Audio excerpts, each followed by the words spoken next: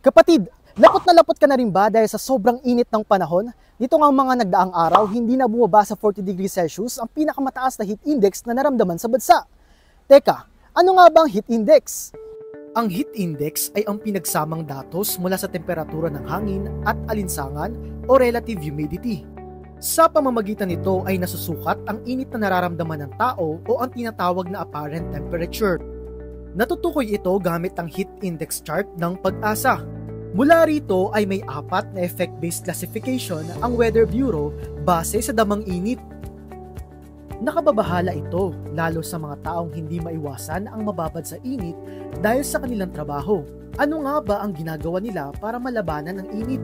Ang panlaban ko po sa init ay lagi magdala po ng tubig, tapos magsuot po ng sombrero o kahit anong panlaban po sa init, katulad po ng ganito ginagamit ko.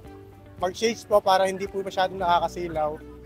So, at lagi pong lumilin. Wala, pagka ganito, sumisilaw ng bagya. Pero mamaya mawawala na yan. Tubig lang, katapat yan. Mahirap. Mainit mahirap. Inom na ng tubig palagi. Yun lang.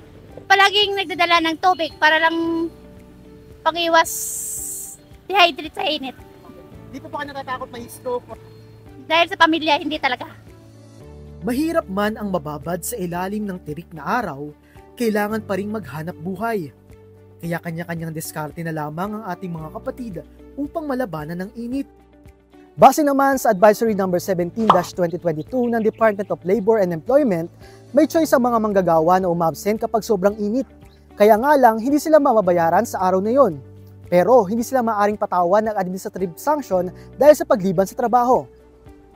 Gusto mo pa ba ng contents tulad nito? Mag-subscribe lang at i-follow ang social media pages ng News 5. Ako si Louie Urhino, News 5 Digital.